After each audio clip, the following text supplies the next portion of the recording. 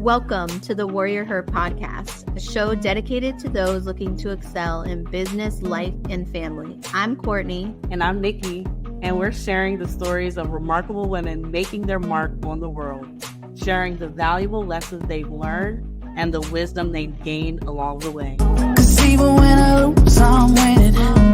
'Cause even when I lose, I'm winning. 'Cause even when I lose, I'm winning. 'Cause even when I lose, I don't ever take it now. I don't ever take it now. I don't ever take it now. I don't ever take it now. Welcome back to the WarriorHER Podcast. Today, we are thrilled to have a remarkable guest with us. Kwamara Thompson is a powerhouse in the education sector, a philanthropist, and a speaker known for her human-centered approach and unapologetic Black identity. She's the founder of Thompson Education Consulting and the driving force behind I Am a Black Woman, Yes, I Matter, a movement that channels proceeds into creating collaborative spaces and communities for Black women. Her dedication to truth-telling and her commitment to fostering self-love and community make her a true inspiration. And now she is with us today on the WarriorHER Podcast. So welcome. Thank you guys both for having me, Courtney, Nikki. It is a pleasure. I think you guys asked me a couple months ago, and I've been excited about being on this show for a long, long time. So honored to be a part of the awesome WarriorHER podcast and to follow in the footsteps of all the other warriors that came before us. So thank you so much. Thank you. We are so happy to have you on. And I think, we definitely want to kick it off and share with our audience a little bit about yourself and your story of how you founded the Thompson Education and Consulting and really what inspired you to start that journey. Yeah, great question. And I always try to figure out where do I want to start? Do I start when I was 8 years old and had an entrepreneurial spirit and was writing children's books for other children as if I wasn't a child myself? Literally, when I was done with my homework, I would start illustrating, writing. I'd take a 3-hole punch, put ribbons together to bind them, and then I went to school and start selling them. I'm like, how audacious and bold and maybe just a little bit silly do you have to be to do that work? Or I think about when I was 16, 17 years old, many moons ago, so you guys have to think before cell phone era, and I decided to create a documentary around race relations in the town that I was living in at the time called Morristown, New Jersey, which had MLK Boulevard, which we all know who lives in the MLK area. And then it had an immigrant Hispanic population, and then what they called the township, which were $1 million homes, which were predominantly our white counterparts. And I didn't go to the school, but I didn't go to the public school. I went to private school, but I had a lot of friends who went to the public school, and everyone would just be afraid to go into these areas. And so I decided, let's do a documentary about the race relations, and if we could all come together in a town hall. So I was lugging around this big VHS camera. I had no idea how to edit, so some editing, and that got us some awards from the Geraldine R. Dodge Foundation. It also helped me get into NYU Tisch School of the Arts, which is where I did my underground work.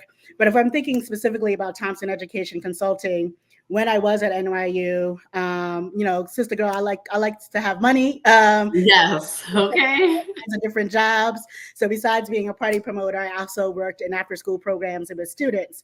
And so Monday through Friday, I would take the L train to the last train in Brownsville, Brooklyn, walk a few more blocks, 10 minutes or whatever, to go to an after-school program. Saturday mornings, I would wake up early in the morning after a night of partying, which was insane, and then go to Flushing, Queens, and work with first-generation Korean students. And in the summertime, I had the privilege of sort of working and managing the science camps in the regions of New York and New Jersey, where parents are paying almost $1,000 a week to just hang out with their kids and teach them how to build rockets and stuff in local parks, literally. Before the school was, man, all of these kids have the same dreams, aspirations. They're amazing. And the only thing that was different about them, besides the color of their skin, was really the zip code that they were born into in terms of what access to opportunities they had at such a young age, right? And that really, as we all know, can sort of tell you about the trajectory of folks' life.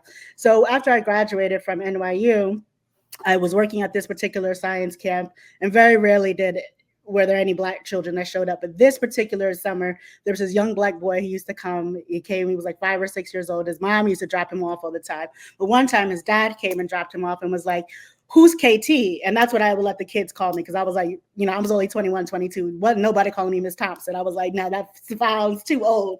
So they would call me KT. I said, "Oh, that's me." And so he and I had a conversation. He was like, "Oh, you just graduated. What are you doing?" And I'm like, "Oh, I went to Tisch. I'm going to be the next female Spike Lee." Basically, I wanted to be Ava DuVernay before we even knew who Ava DuVernay was. And he was like, "No." And he said it just like that. He said, "No."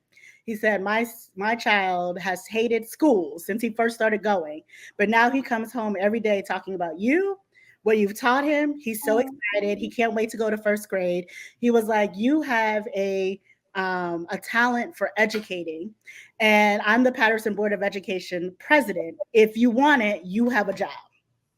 And I decided to say yes. And that totally changed my entire life, the trajectory of my life, and just had us going. And so after I obviously did that, yes, I worked in elementary schools, but I ended my teaching career in terms of in the classroom as a high school English teacher. And they put me into an alternative school. In an alternative school back in the day was considered like very behavioral disordered students who could not, quote unquote, be part of the mainstream, who were not normal, who everybody basically had written off and just thought they would just not do much for society. And we were the bottom of the state at that time. And so, when I went there, I had a lot of my teacher colleagues, I think, unfortunately, who just kind of felt like, listen, don't have high expectations for these students. I was an English teacher, a high school English teacher, and I was like, no, we're going to have some really high expectations. And I'll just let you know, like, some of them never read a novel. They were reading novels with me. They were understanding Shakespeare. I had them do a 20-page research paper. But one of the most critical things that I did was build a relationship with these students. And how I did that was through journal writing. So they could write me anything in the journal. It didn't have to be grammatically correct. And then we would go back and forth. One of the things I realized and learned from my students was that if they were not the primary breadwinner, and some of them were, they were major financial contributors to their households as high schoolers. And if you know anything about being in high school, you're usually going to have a retail job or you're working at a fast food joint. So you get off of school at 2:30, 2:45, you get to your job 3:30, you start 4 o'clock, whatever the case may be. And to maximize the amount of money you get, you're probably going to stay until close. So you're staying until 10, 11, midnight. You don't have a car, so you have to rely on public transportation to get back home, or you're walking. So you might not get home after a full day till 2, 3. And then we expect you to be ready to learn by 7:30 in the morning. How many of us could do that on a daily basis every day and have the burden and the stress of knowing that, like, if I don't get this paycheck, we might not have a roof over our head, right? And so I created the first virtual learning classroom in the state of New Jersey. Our superintendent saw what was going on. She saw that our test scores were changing. She brought me onto her teaching and leadership team. And then I decided, why don't I just take this to a broader, more impactful way. So I started Thompson Education Consulting. We started doing work in Nashville, Tennessee, and Memphis, Tennessee. And I guess I would say the rest is history. This is over 11 years ago at this point in time. But that's why I saw a need. I said, I'm not going to write off students who look like me and you. I know that they can do this work. I know that we are extremely talented. So what is the barrier? The barrier is they can't make it to my 7:30 class. Okay, then I'm going to make sure class is on demand and open and available to you. And that was transformative for the students and for the school. And to that day, the school is still one of the top schools in the state. A lot of our students go to NJIT, MIT, get full ride scholarships, et cetera. So really proud of not only the work that we did while we were there, but the lasting impact and legacy that school has had in the community. Wow. Woo. I'm like, I don't even know where to go. Like, my God, sister. Man, that was a powerful story. Thank you so much for sharing that. And, and kudos to you for, what I'm saying, like, taking, that gift that you had and, like, making such a huge difference in the community and for the future of so many people. Like, me and Courtney are, like, really big on, like, one of our businesses, Hope Dealers. On, like, really, like, taking what you've gained in life and, like, reaching back and bringing people on and pouring that out and seeing the rippling effects of that. It's bigger than us, and for people like you who are visionaries, It's like up from there. You just got to get somebody to say yes, That's it, right. opportunity. Wow. Thank you. Or you're the person who says yes, right? Or you're the person who has to create the opportunity. And we'll talk a little bit about some of the ways I'm thinking about that, because I realized ain't nobody gonna save us but ourselves. No. Ain't nobody gonna love us but ourselves. Our own said you gotta be the money. Our community but us. So wow. Yeah, I mean, I want to go into, so you tell us about how, like, from the time you were in this education system and you did all these things. You said it was about 11 years ago. So when did I Am a Black Woman, Yes, I Matter come into play? Yeah, great question. So obviously I pivoted pretty hard into the education space, but I still have a very creative spirit. I'm dressed a little low key today, but most of the time I have, clothes on that are really colorful, that are standing out, and people are like, hey, you seem like you have a little creative tint to you. Do you? And it's like, it's super funky. Yeah, like stomping in there, sunglasses at night with the fro, like, not miss her if she's walking into a room. That's like a showstopper type person for sure. Mm-hmm. Yeah, so I was going back and forth about, like, should I come like normal? But then I was like, you know what? Today is my tennis day, it's my rest day, it's my relaxed day. So I'm gonna just show up like this. Still have my little accoutrements on. That's not gonna change. But but yeah, back to the how I'm a Black woman, Yes, I Matter, which I've now incorporated as Black Women Matter, started. So the company has been successful. And we had like a surplus of funds, and it was really like, what do I want to do with that money? And I've done some investing, personal investing, in terms of just like home ownership and wealth building. But the other thing I wanted to do, to your point, was pay it forward. And so before I even knew what angel investing was, we were giving out money, micro loans, micro grants to Black and brown businesses across the United States. And so one of the things I started doing, and to get back into my creative side of things, was to invest in Black women playwrights.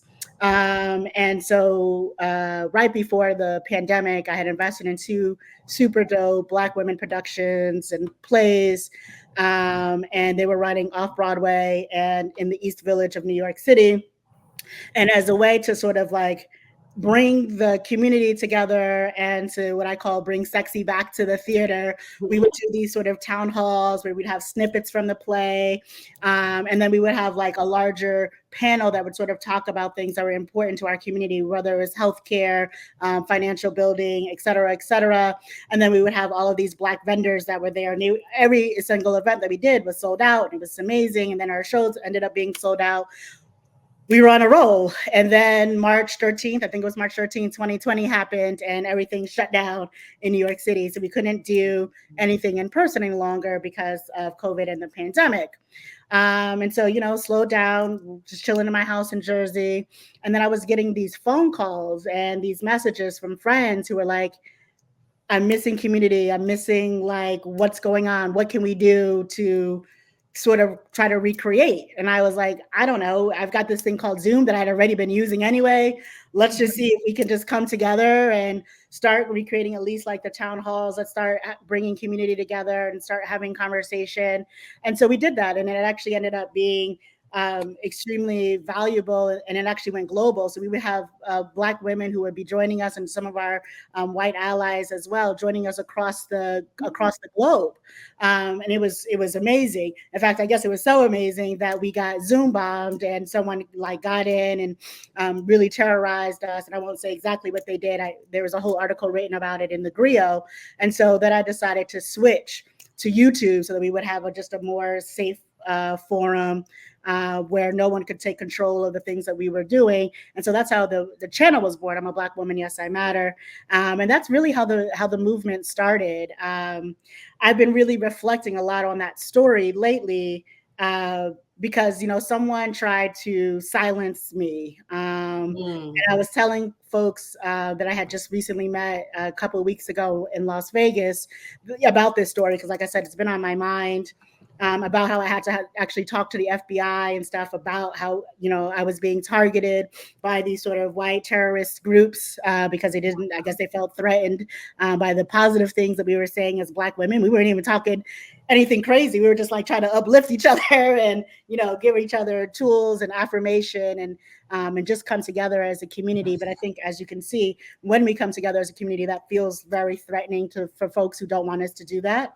And so I've been unfortunately. So I've really been thinking about it, because I said to myself, boy, you know, this little Black girl that they were trying to silence has now spoken 3 times at Emerge Americas, has now spoken at the Hard Rock Stadium, has been flown out to London and spoken at the UK House of Lords around women diversity.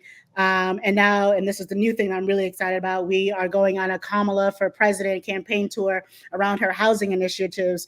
And I'm sitting here thinking, man, they really, really, and don't get me wrong, that day was very traumatizing. That time, I still think I probably still carry and hold trauma from that. I remember calling my mom and just being like super, super upset, crying on the phone, like all those things. And even now, like I'm like getting a little emotional, teary-eyed thinking about it and thinking about, you know, people really wishing you ill. And then I was getting death threats too. So like knowing somebody like actually wants to kill you, that's like a whole nother level, level of scary. Right. And they're just like, I'm just out here trying to live and show and sow positivity into the world. But I guess that's threatening to some folks.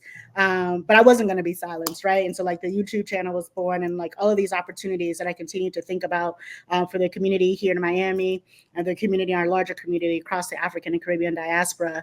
But because of, you know, what's going on with Kamala and us saying we're going to galvanize and we're going to go around this housing tour, I was just reflecting around, man, people have really tried to silence us, and just look at how we are, you know, look at where we are 4 years later, all the amazing things that we've been doing, and the community really showing up and showing out and saying like your voice should not be silenced. And I always think about Audre Lorde and her essay around the importance of hearing your voice and not being silent any longer. So any time that I do have those moments where I'm like, should I be speaking, or are people really going to come for me? You know, I go back into my ancestry and I think about Miss Audre Lorde. I think about all those who gave their blood, sweat, and tears before us so that we could have this particular platform.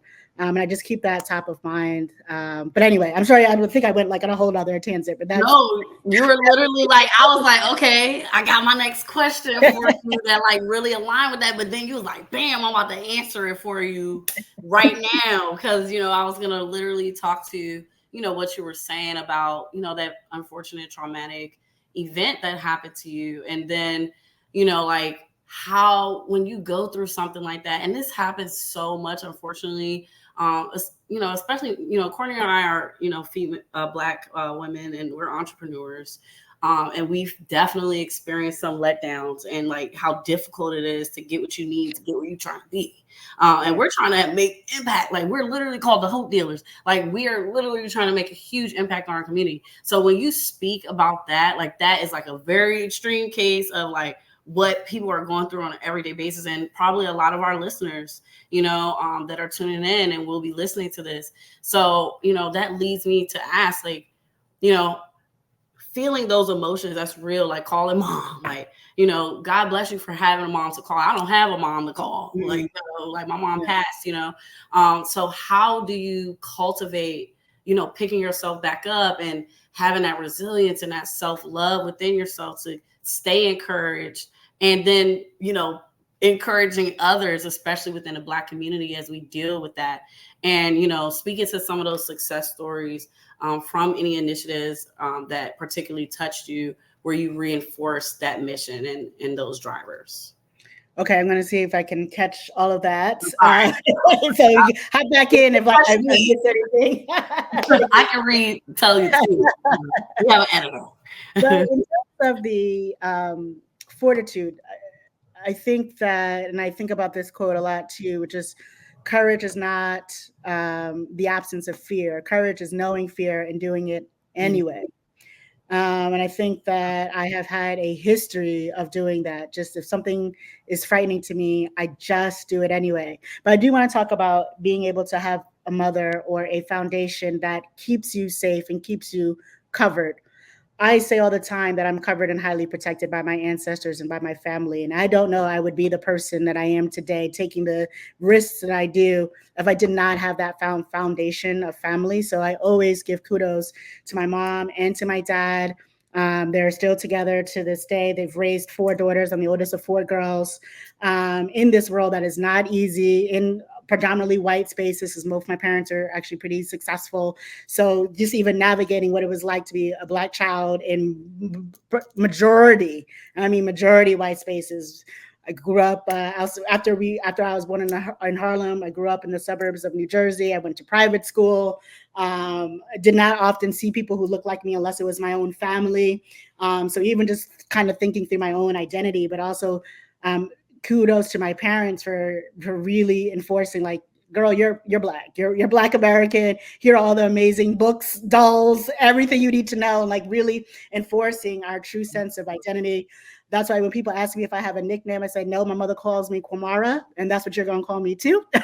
She really thought about that. She had a big book of African names when she was pregnant with me and was trying to figure out what name. And so she was really thoughtful around the name, and I want to honor that, honor it back to my ancestors.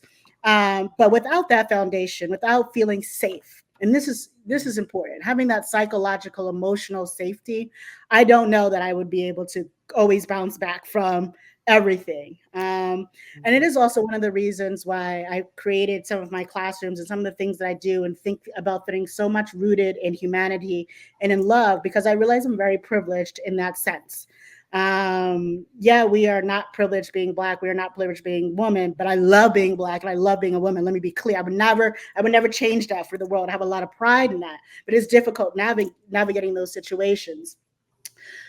I realize, of course, that a lot of people don't have that. They don't have psychological safety. And this is beyond like socioeconomic. They don't have friends or family who really care for them, who really love them, who really support them, etc. And so I have been given an abundance of love, and everything I do is rooted in the idea of giving people love back. I think that people are extremely broken, and the reason they are is because they're missing love. And I don't mean regular heterosexual, heteronormative relational love. I'm talking about real, true people loving you as a human being, loving you for just the fact that you are of this world and you exist for a reason. And so being able to cultivate those kinds of communities of psychological safety, I think, is extremely important. So if it's not my mom, I can also call my friends, and we could be on like text chats. And I can also go out into so I suffer from a reoccurring condition that's not often talked about. I actually found one other person who suffers from it like literally 2 days ago. So we're actually going to start a podcast about it, because like, let's start talking about these afflictions that happen to women, happen to Black women in particular. But I say that to say that I had a moment where it will make me bedridden every 2 months or so, something like that. And I've gone through all the doctors, I've had the surgeries, I've done the thing, but that's just what happens. And it is what it is at this point in time. My point is about that I feel so safe in my community that I literally just ask people for prayers and healing energy. And when I did a post about it on social media, within 24 hours, it had resolved itself and I was back out and about. And I was like, that's the power of the cultivation of community and network that I am blessed to have been able to have around me, to have surrounded around me. So I want everyone to feel in their day-to-day protected and covered, even if it's just me. Because I know I'm protected and covered. So I don't mind giving out my protection and covering and sharing that with other folks. Not to say that it's easy.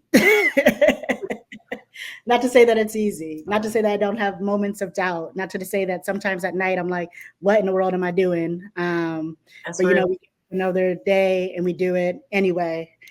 Because like we said, courage is not the absence of fear. It's knowing that fear is there and you are afraid, but you are called to do it anyway. Because there's people depending on you, like that you don't even know yet, that you can't even see. Yeah.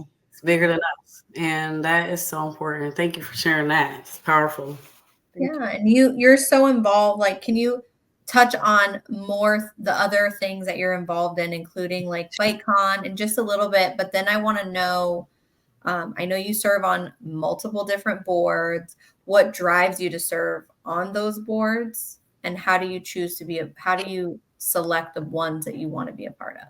Yeah, great questions. In terms of the communities that I am a part of, obviously we have Black Women Matter. We have, obviously my own organization, Tech LLC, BiteCon Foundation, Blacks Innovation Technology and Entertainment, centered around a technology conference with my founder, Tamante Leary, who works at Microsoft, and sort of realized that there's not, as we all know, there's not only not a diversity of tech, but there aren't like a lot of safe spaces for diverse folks who are in tech.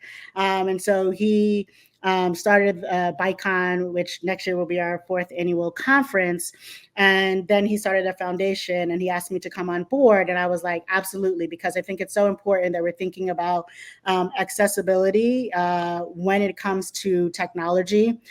Technology to me and digital literacy is the same kind of skill set that people need to know when you're talking about reading, writing, and math.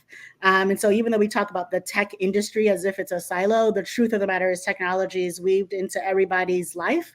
And so we really need to make sure that we make it accessible for all folks so that they know how to navigate the 21st century and beyond. Otherwise, we're going to really be leaving people behind. And so that's why I'm so passionate about the work that we're doing at BICON, because we're really about collaboration. We're really about building out scholarships so that people can access some of the hard skills. But we're also about making sure that we are promoting spaces that are historically Black spaces, but are often not looked at as tech spaces. So like this year was our first annual BICON week, and the week was so important to me because it was here in Miami-Dade County, and we purposely chose locations that were in the community instead of asking the community to come to us, right? If you know anything about like traffic patterns and there's just not great public transportation, a lot of times people might be interested, but they can't get from their home, their job to where normally most tech things happen, downtown, et cetera. So we went all the way out into the community, Miami Gardens, North Miami, Overtown, historically Black areas, to ensure that, you know, the community would be right there and they would have an opportunity to engage with us. On top of that, the majority of the spaces that we held our events at were Black owned. And if they were not Black owned, they were Black led and or managed, right? And so like we were really intentional about those kinds of things as well. And then we had our resident chef, Chef Chris, Overtown Farms. I'm gonna give her a little shout out. So in Overtown, historically Black part of the city, she has created a farm, and it's a community farm, and people can go and get their fresh vegetables, etc. So a lot of the fresh vegetables that were grown in Overtown found their way into the food and the meals that we provided for our attendees, right? So like we're always kind of thinking about these ecosystems. When people ask me like, what do you do? And you know, you said the serial entrepreneur, I've literally just say, you know what, I'm just a walking ecosystem. And what I mean by that is I'm always thinking about how do ecosystems exist and flourish, and what can we do to create an ecosystem that really celebrates diversity, that really uplifts our people, that shows our talents, that keeps us safe, that gives us the opportunities and the accessibility that we need to thrive in this world. And so that was our first annual BICON week. Obviously, it'll be coming back up next year in April during Miami Tech Month. I'm also involved in some other diverse tech communities, but I'm going to swing to the board question that you asked me. Most of the boards I sit on are very intentional in the sense that they're around education. So they're really around folks who are thinking about how can we give opportunities to our more marginalized communities, and that's generally what I'm looking for. I'm looking for people who are mission aligned. I'm not looking for any more board seats now, though. If you saw my resume, I am maxed out. I am done. I'm looking to actually transition off of some boards actually right now. And then I also do some work for iHeartRadio's Black Information Network, mainly because it was an opportunity to be a part of an inaugural situation for a Fortune 500 well-known media company who's specifically thinking about news from a Black perspective, from a 24/7 news cycle. And so when they asked me, of course, I was absolutely honored to be part of the advisory board. And so I said, yes, absolutely. So in terms of, you know, what's it like to be a board member? How long have I been doing this? Some of it is a little trial and error, right? Your board, and this is important, I think, your board is only as good as you are organized. Your board can give you a lot of wealth of knowledge, information, advisory, partnership, mentorship, like all of those great things. But your board they can be your ambassadors, but they're not your workers, and they're not people who can give full-time thought to what is going on there, right? And so, like, if you yourself are not organized and you yourself are not setting up an organization for your board to flourish and thrive, then oftentimes you can just have a board that kind of like hinders and, you know, just kind of flaps around and just says like, hey, I'm a board member, but I'm not really doing anything for the organization. And then if you are like, you have done like all of the things and you have some board members who aren't really living up to their end of the bargain, I tell founders all the time, get them off your board. I mean, they're not being successful. If you have all the steps, you've organized, you said, this is what it means to be part of our board. We have these meetings. We ask you to do X, Y, Z. And after a year or so, and I know you're thinking, well, it's about, for most of the time, it's a volunteer position. Those, you know, there obviously are some paid board member positions. That's more like on the corporate side, but in the nonprofit side, that tends to be just more of a volunteer position. I know some people are just grateful and thankful, and they're like, no, I feel bad.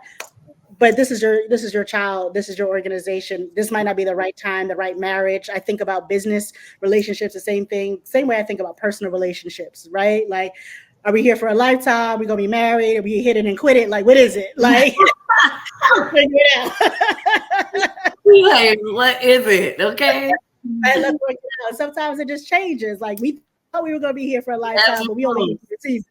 And like, and that's okay, and it's good. And like, as long as you have a respectful, amenable breakup, and if they continue to be an ambassador in terms of still, you know, volunteering or donating, or at least still singing the praises of the organization, you've done a great job. But maybe they just didn't have the energy, the time, or they couldn't quite figure out exactly where they fit into the role of the board. So that's also something to think about when you're building a team, period, where you're managing a team, you're managing a board. I think of it, and this is probably because I come from organized sports. We were just talking about soccer. Like, how would you build your dream team? And like, what are the skill sets that you need? And how do all the teams come together and complement one another? If you think about like the NBA All-Star team that's you know, at the U.S. Olympics, like, how were they chosen? We know that we have the top of the top basketball players in the world. How were those specific ones chosen? How are they going to be coached to play together? Even though you probably know, like, probably all got big egos. They know they're their ish, right? They are. So but like, they work well together. You know, how do you make sure that they work well? And that's sort of your board, right? They are probably going to be close to the creme de la creme of whatever industry you're bringing them in from. But then how do you make sure that they work together for the common good being your organization? Okay, that's a good point. Like, that's really, really good. Like, what are some of those skills, like you were talking about, you know, making sure they work well together? What are some of those critical skill sets that you think, as you're developing a board membership, should entail for it to be successful? Yeah. And what are some instances where you've seen that facilitated properly that led to opportunities or partnerships for your business? So I think that organization and communication and transparency is key. So organizing, so just making sure you have like clear documentation so people actually understand what it is that they are signing up for. So this is what it means to be part of my board of advisors, board of directors, whatever kind of board you're building out. And then also being clear, like, and we expect, even though we have, let's say we have 6 meetings a year, we expect you to be at 4. We expect that you'll host a fundraiser at your house, or like figure out a way to partner around a fundraiser, or you're open to making, you know, connections, etc. That being said, you still have to give them the tools to do it. I'm gonna tell you right now, like, I don't want to have to create anything. If you have to have you tell me what the social media thing is, all I have to do is click, copy, paste, like life leads, make my life easy. And then one of the things that I love to do, and I do for clients, and so some folks do hire me to do this, is create like an intranet system. And I just do it really on a Google site, or just create like an internal website, which literally houses all of your documentation. So your meeting, your important docs for the organization. If anyone does miss a meeting, they can go back to the meeting notes and know exactly what's going on, so that people are constantly put abreast. I would obviously also have just a follow up, and this is easy. I mean, there's AI nowadays. You don't even need someone to take notes anymore. Like, just put your meeting person on there. And then, you just send out those notes. And so like, if you keep people equally informed and excited about the work that you're doing, definitely share your wins. But if there are challenges and you're like, hey, I'm thinking through XYZ, I would love to have you be a part of my thinking strategy committee. Or is there something that you think has worked at other organizations that we haven't done or tried yet? So you've got people who are willing to volunteer their brain power, their brain time, use it effectively, use it efficiently. I will put in my plug here that I do believe that managing people is a very different skill set that's hardly ever thought about, learned, or taught. So just because you are good at a particular thing does not mean that you're actually good at translating that thing to other people. So it doesn't mean that you're a good educator. And it certainly doesn't mean that you know how to manage people. If you're a person who says like, I don't like conflict and I don't know how to talk to people, okay, this might be your baby. You might be the CEO, but you might not be the person who's managing this board.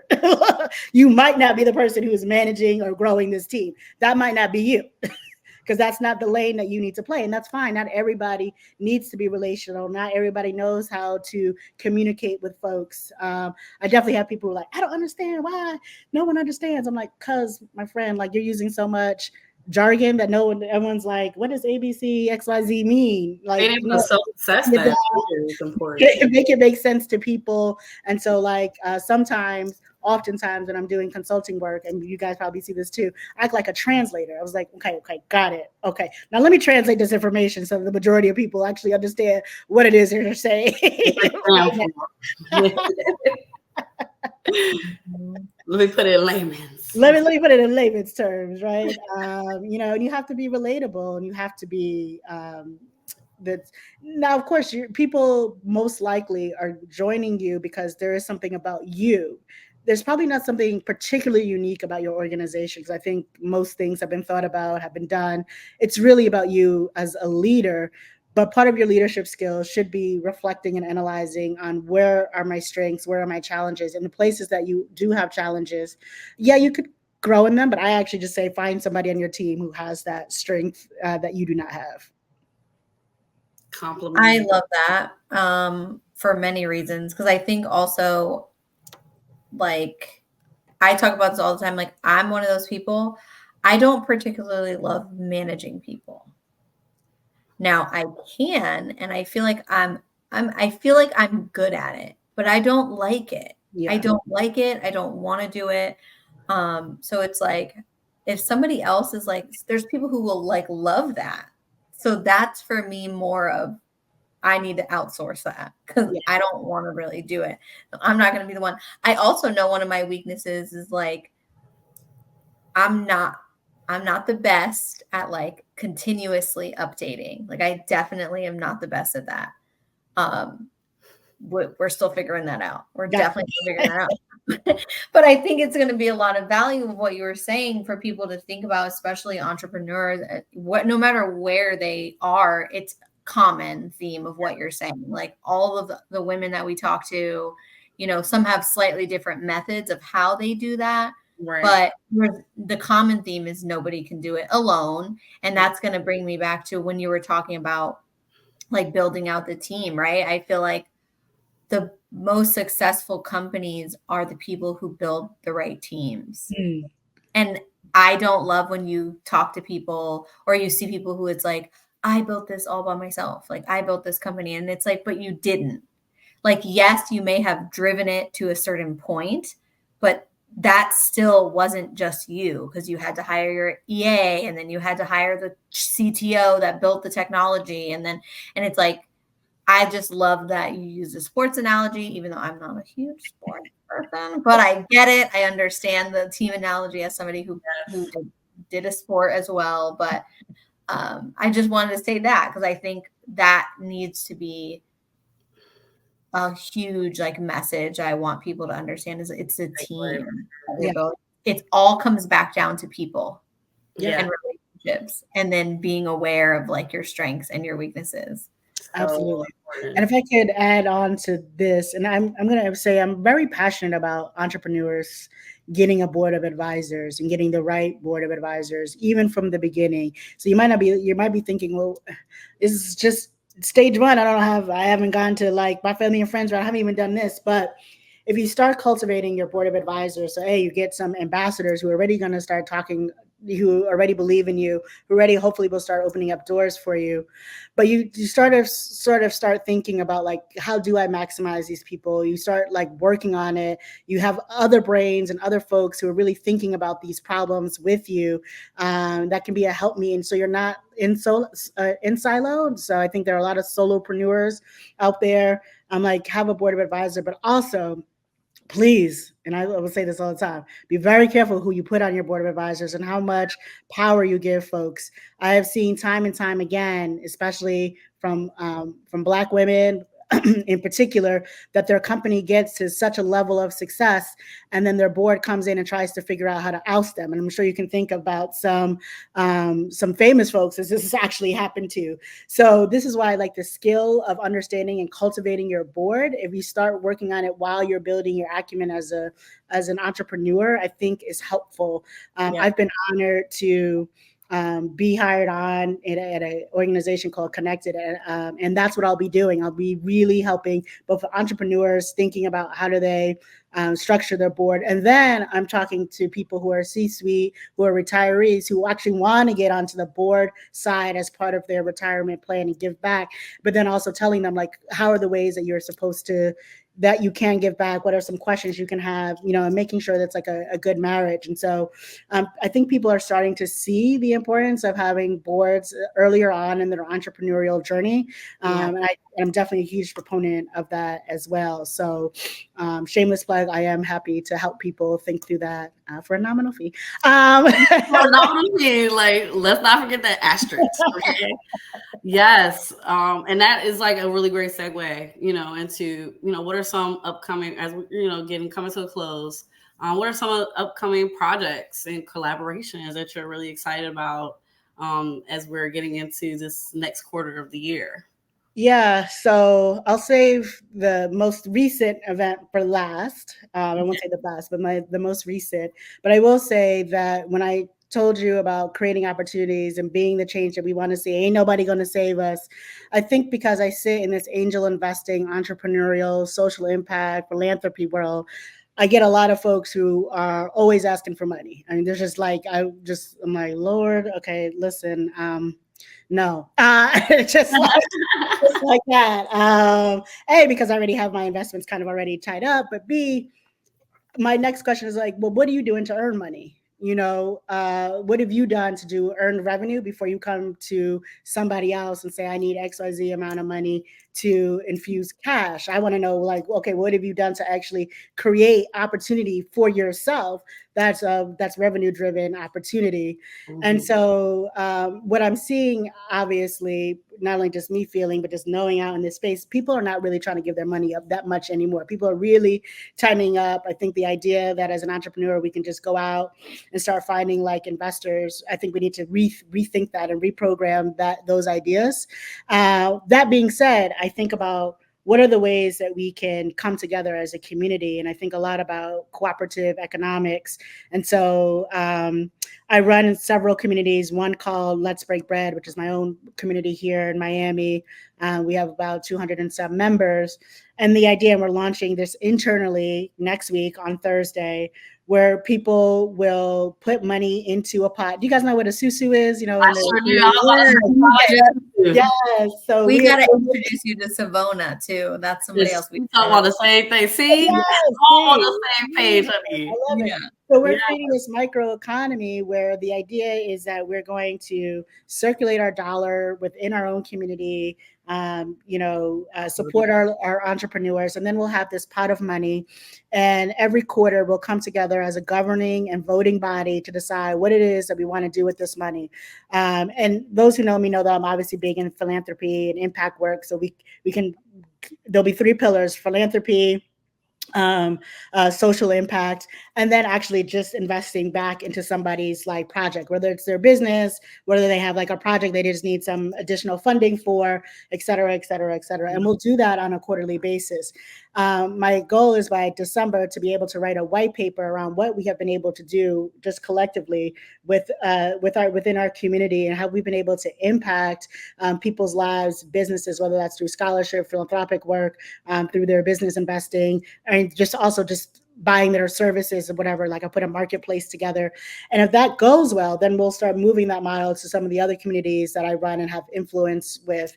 And so in these small ways, we're going to do these micro-economies to scale. Right. And then it'll just continue to grow. As they say, all it takes is one step. And if you just do one step at a time, the next thing you know, oh man, I've walked a mile. The next thing you know, I've done a half marathon. By the way, my mom and I have done 8 half marathons together. If you had asked me if we would ever be at that point, that would be crazy. I'm not a runner. I'm walking. But this is the point. One little incremental thing can be monumental change. And so we think about these smaller micro economies. So that's what I'm really excited about. So we're launching that on August 1st. And then the most exciting or a very exciting thing that has happened is, Kamala has injected so much energy into this world, being the presumptive Democratic nominee for president for many, many, many, many reasons. But I'm going to talk a little bit about how the universe works. And I was like, I'm being called and I cannot say no. So let's talk about that. So I got a new client and we went to the NAACP. So the client brought me out to the NAACP in Las Vegas, the national convention. While I'm there, I get an email that says, hey, Kwamara, you get press credentials. Oh, okay, cool. Get press credentials to cover President Biden's keynote speech. And I was like, huh? Okay, that sounds good. And then they were like, and then you'll have the opportunity to ask some questions of the president. I was like, I'm sorry, what? Wait, so like we were like, I'm at night, like, oh my God, y'all, this is so crazy. I know your eyes was like, I was like, and I'm like, I don't think of myself as being in politics. I'm really not. So, he does the speech. He does an amazing, excellent job. But then his team came back to me and said, hey, he's not going to do the thing, which we now found out he had COVID. So he left the next day because he had COVID. So they were like, instead, why don't you talk to Acting Secretary Adrienne Todman from Housing and Urban Development, who's another sister, fierce. I said, yes, I would love to. And so that's when I started finding out and doing more research around the amazing work that the Biden-Harris administration has done for home ownership for Black folks in the community. When I found out this info, I'm going to forward a little bit, and then swing back. I literally had 2 phone calls, just like talking to friends. And one said, hey, oh yeah, I've been really stressed because I'm trying to help my mom not go into foreclosure. I said, well, listen, do you know that you can get free lawyers from the Biden-Harris administration to help stave off foreclosure? Gave my friend all the information, texted me back and said, that was super helpful. We've been able to slow down the process, to think about some things. Conversely, later on that day, I talked to another friend who said, man, my other friend is going through this really weird eviction process. We actually think it's race-based, blah, blah, blah, blah, blah, blah, blah. So I did the same thing. I said, you have free lawyers, da, da, da, da, da. And she could not. And so sent it over. And then she came back to me and was like, oh my God, these resources have been so helpful. So not only do I know about something, but now I have 2 testimonies around like just me being able to find this information out, talking to Secretary Adrienne Todman, knowing that these things exist, that these are resources that we can use within our community, and then actually saying to people, use these resources, and they are in the middle of using them to save their housing. Mm-hmm. Amazing. So that was Secretary Adrienne Todman. So then I was talking about it on my Instagram. So someone reached out to me and was like, hey, can we do an activation where you just kind of like talk about what are the home ownership initiatives? This is before we knew anything about Kamala being the president, a potential president. Everything happened like within. Everything is just like happening. Yes. I was like, yeah, I would love to. Blah, blah, blah. Sounds great. Yeah, let's do it. So that snowballed when she did become the presumptive nominee into a tour around how we can talk about home ownership as a wealth building vehicle for those in the community who have suffered from corporate landlords, who have suffered from gentrification, who have suffered obviously from the highway splitting our communities in half, like all the things that we know that have systemically happened for 100 plus years. The Biden administration has really been thinking about how can they sort of undo some of the harm and give help to folks who need it on the ground. So when people were like, I don't know what her policy is, well, I was like, listen, I know her housing policy. I talked to her people. I even was randomly in the elevator with her second in command, And I was like, oh yeah, this morning I was talking to secretary. She was like, that's my boss. And then we started talking. I mean, it was just in these 2 weeks, all of this happened. And then I was invited to be one of the 44,000 women that's kicked off all of the fundraising initiatives that have happened in the last week. That was literally a week ago from today. Wow. So everything is moving. And I was just like, the universe is telling me, and I can't say no. So here we go. So it sounds like one of the shifts that you was kind of talking about earlier, and that is incredible. And as somebody who is like literally in the process right now of purchasing my first home by myself, you know, for my own merits and hard work, you know, that means a lot to me because I had to do a whole lot of research on my own, you know what I'm saying? So I'm like, look, sis, share some with me because I'm still we ain't closed yet. So I'm like, there's some funds out there or anything that can help, let me know. And I think that's such an important initiative so that because, you know, the truth is the renter's market is raping people. There is a lot of issues around that. You know, it's just not right. You know what I'm saying? So if somebody can instead go and purchase a home for themselves and build equity and build wealth that can leave a legacy for their families, you know, we need to be teaching that to people in our community. So I am 100% behind that. And, you know, thank you so much for, you know, following that breadcrumb, I like to say, and picking that thing up. Okay. So, you know, that, you know, we have been on here and like, we would love to continue, like we could keep talking, honey. But, you know, as we know, our segment is get ready to come to a close, unfortunately. So can you please share with us where people can find you on your social medias, anywhere you are, so they can find us? Absolutely. So for me personally, you can always find me on LinkedIn, Kwamara Thompson. You can also find me on Instagram at Kwamara Denise, Denise. And then in terms of Black Women Matter, we are on TikTok, Instagram, and YouTube at I Am a Black Woman, Yes. So yes, I am a Black woman. I am a Black woman, yes. And those are the main places that you can find me. If you want any consulting services, you can always go to techtalksolve.com and then just get on my calendar. And I'm always happy to chit chat with folks and help people find their entrepreneurial spirit, be successful in the entrepreneurial journey. You talked a lot about, we talked about homeownership as wealth building, but I also think entrepreneurship is the other way that we can create our own opportunities, be in charge of our own income and our own lifestyles, and to also create generational wealth for our families. 100%. Well, thank you so much. Thank you so much for having me. Don't look for this episode, y'all. Like, not even playing. Y'all better have y'all Otter AI on. You hear me? Okay. Thank you so much. Thank you. Hold on. Thank you for tuning in to the WarriorHER Podcast. We hope you found inspiration and valuable insights from our incredible guests. If you enjoyed today's episode, please subscribe, rate, and leave a review. Follow us on all social media platforms to stay up to date. And remember, girls really do run the world. 'Cause even when I lose, I'm winning. 'Cause even when I lose, I'm winning. 'Cause even when I lose, I'm winning. 'Cause even when I lose, I don't ever take it now. I don't ever take it now. I don't ever take it now. I don't ever take it now.